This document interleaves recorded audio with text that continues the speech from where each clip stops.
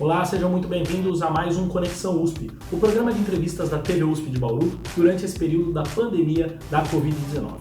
No programa de hoje vamos falar sobre um estudo inédito realizado aqui na Faculdade de Odontologia de Bauru, a FOB da USP, que fez uma relação entre a Covid-19 e a obesidade. Quem vai falar com a gente é a professora Silvia Helena Salles Pérez, que é coordenadora desse estudo e já está conectada aqui conosco. Professora, muito obrigado por sua participação aqui conosco. Como vai essa quarentena aí, professora? Estamos tocando como deve ser feito, né? Mantendo o distanciamento social, tendo cuidado quando necessário sair com uso de máscaras, lavagem frequente das mãos e seguindo todo o protocolo aí que a OMS recomenda para que a gente possa evitar aí uma contaminação maior até que algo mais concreto possa ser feito em relação ao coronavírus SARS-CoV-2. E trabalhando bastante, né, professora? Um pouco, né? Bom. Momento da ciência, acho que a ciência está sendo mais valorizada agora, né, professora? Isso tem sido muito bom, porque até pouco tempo, quando você falava que você ia usar um recurso para uma pesquisa científica, mas por que vai gastar tanto, né? Não era entendido como um investimento. E, na verdade, a ciência está dando uma resposta bem forte nessa direção, mostrando aí essa questão que se você não tem os dados da ciência, você não tem nem como prevenir, não tem como tratar, não tem como acudir. Eu achei que, de uma certa forma, a ciência passou aí a ser encarada como uma questão bastante importante, coisa que ela já deveria ter sido há muito tempo, não é? E um dos exemplos dessa resposta rápida foi esse estudo que a senhora fez, né? A senhora coordenou esse estudo, né, professora? A gente acompanha um pouco da trajetória da senhora, a gente sabe que mais de 15 anos a senhora estuda essa questão da obesidade. Mas aqui na FOB muito relacionada à saúde bucal, né, professora? Como surgiu essa ideia de relacionar com a Covid-19? Na verdade, assim, desde o princípio, onde os primeiros parâmetros em relação à Covid-19 foram, por meio da mídia, foram sendo apresentados, nós começamos a observar mais cuidadosamente, especialmente os casos mais graves. Certo. E nós fomos observando ao longo do tempo a questão que muitos pacientes apresentavam a obesidade, mas ela não era destacada. Por exemplo, o paciente tem diabetes, mas se ele tem diabetes do tipo 2, ele tem obesidade. Portanto, os riscos passavam pela obesidade.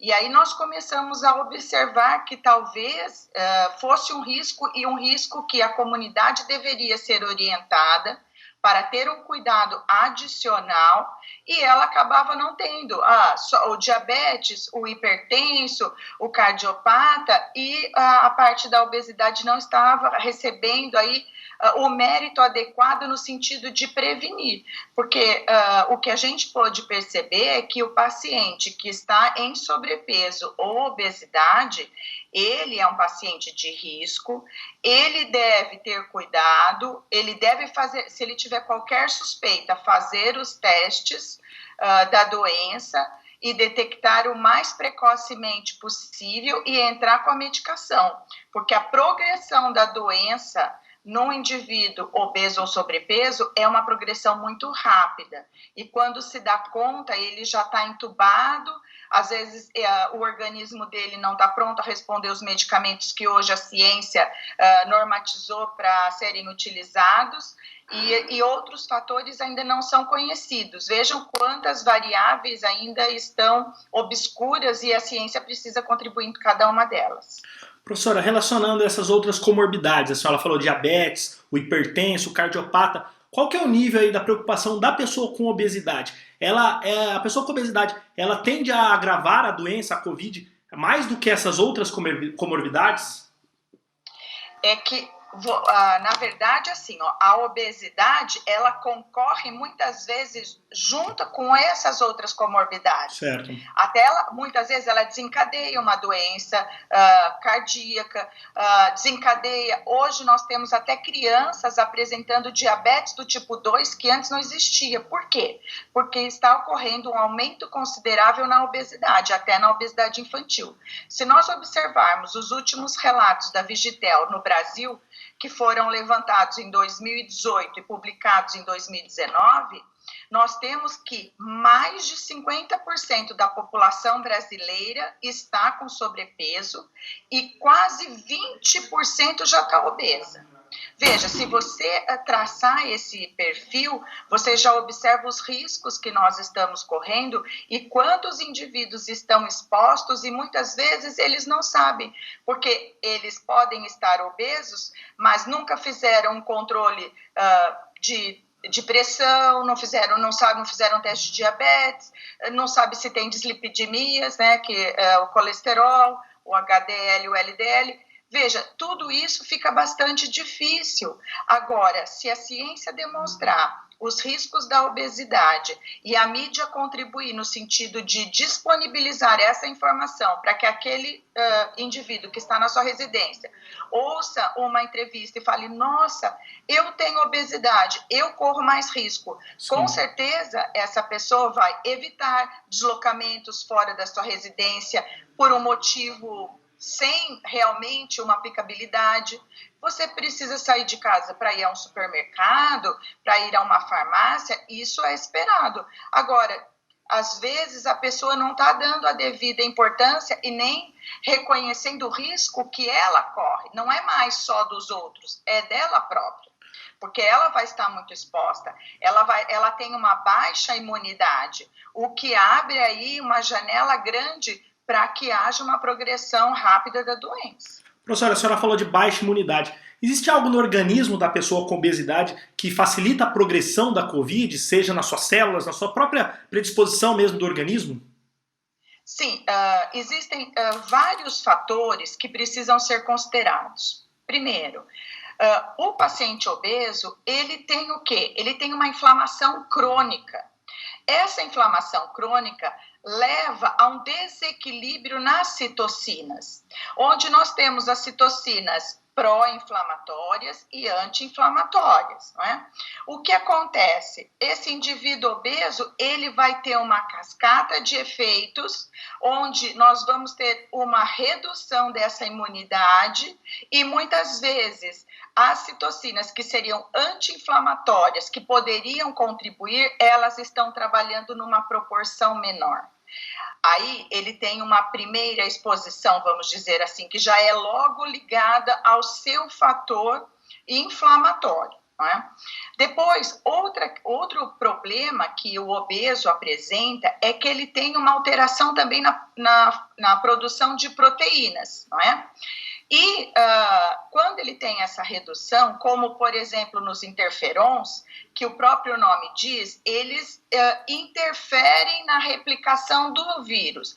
Se eles não estão conseguindo atuar de maneira adequada, o que acontece, portanto, no obeso? Essa replicação ocorre numa velocidade maior.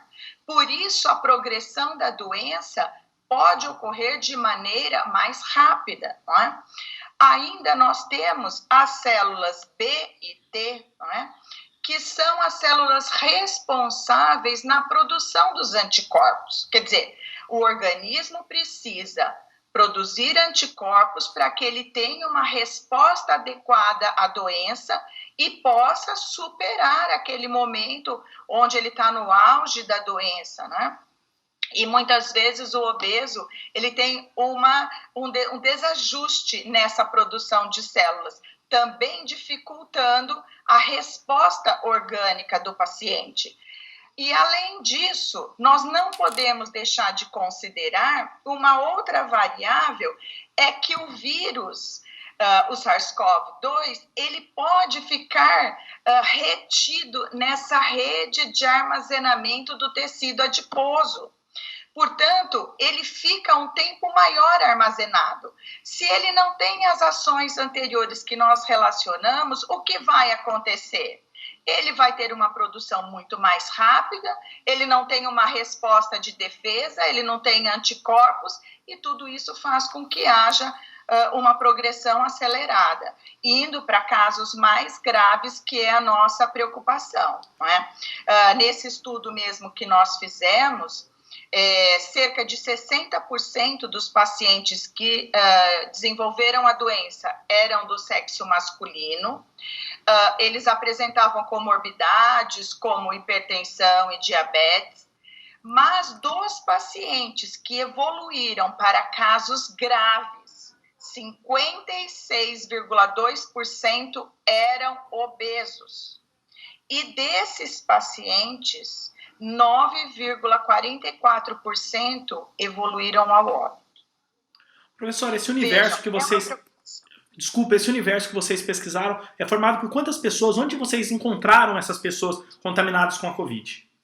Isso, nós pegamos os países que foram colocados como epicentro da doença desde que ela apareceu, e nós temos que considerar que hoje nós completamos exatos 5 meses de pandemia, porque a OMS declarou dia 11 de março de 2020 esse momento pandêmico, onde o mundo todo estava envolvido, e a partir dessa reflexão, nós pegamos os estudos que avaliaram a obesidade na sua população. Base de dados, então, foi por base de dados científicos, então.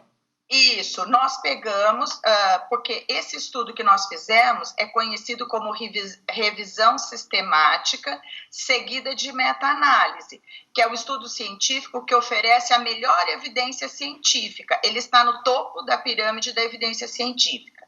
Nós trabalhamos 5 países, a China, a França, os Estados Unidos e a Itália. E a amostra total agora que nós trouxemos para a nossa revisão sistemática foi de 6.577 indivíduos. Mostragem grande, então.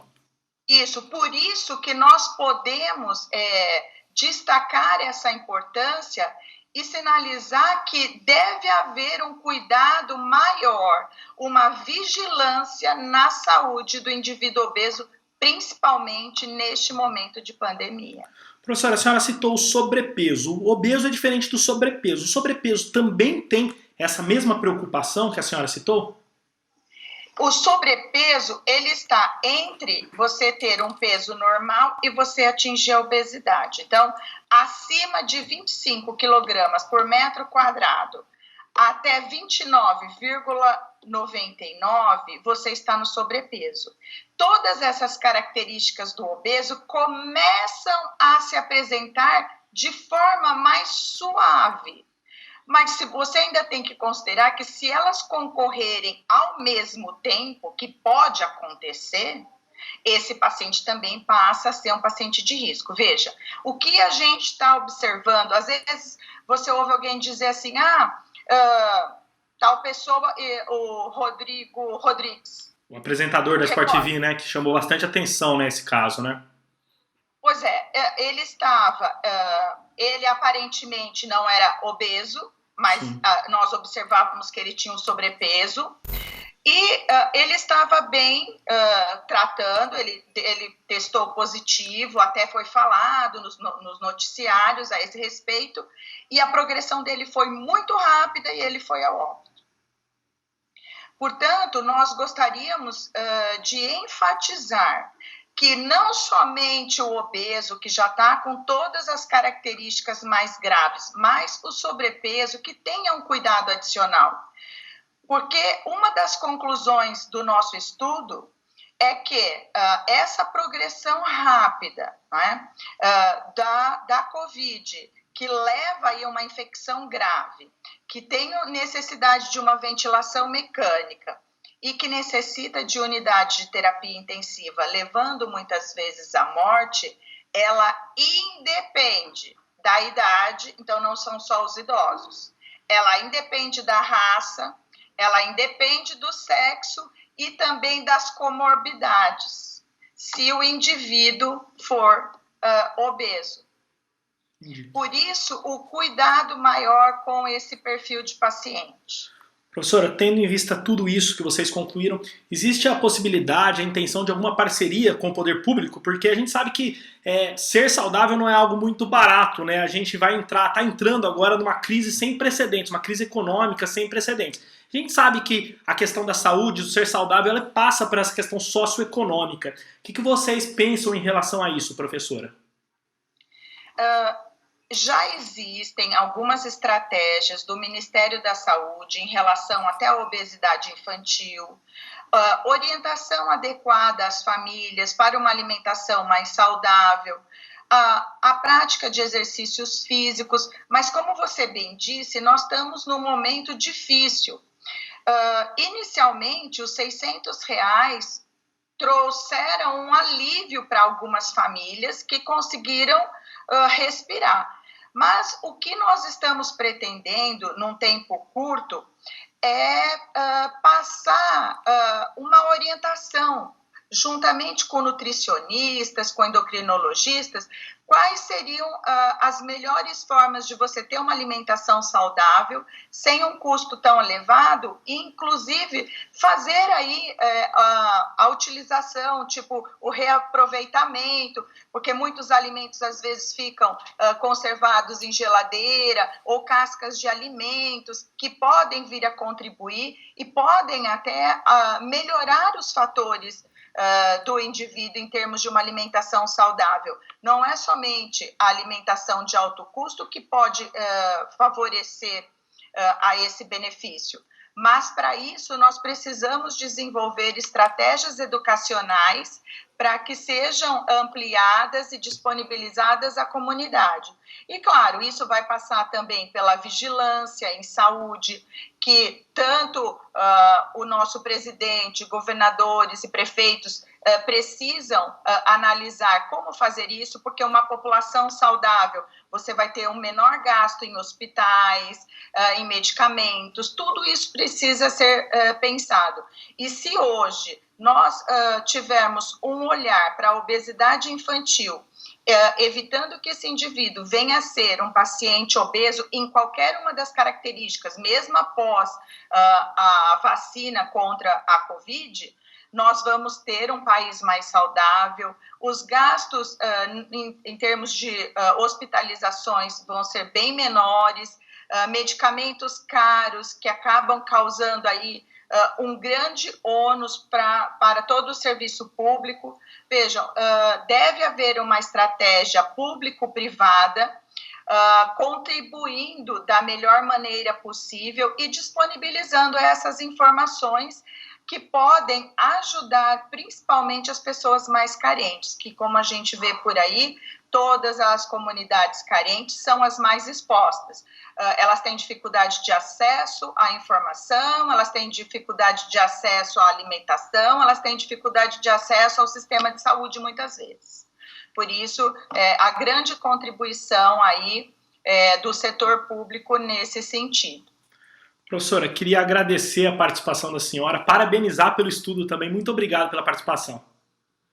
Eu que agradeço, espero ter podido contribuir com algumas orientações, porque realmente a nossa população precisa de informações que sejam claras e que tragam realmente convicção da importância desse distanciamento social. Eu que te agradeço o convite, estamos sempre à disposição. Foi um prazer falar com você. Muito obrigado, professora. O Conexão USP dessa semana fica por aqui. Esperamos que tenham gostado e até a nossa próxima edição.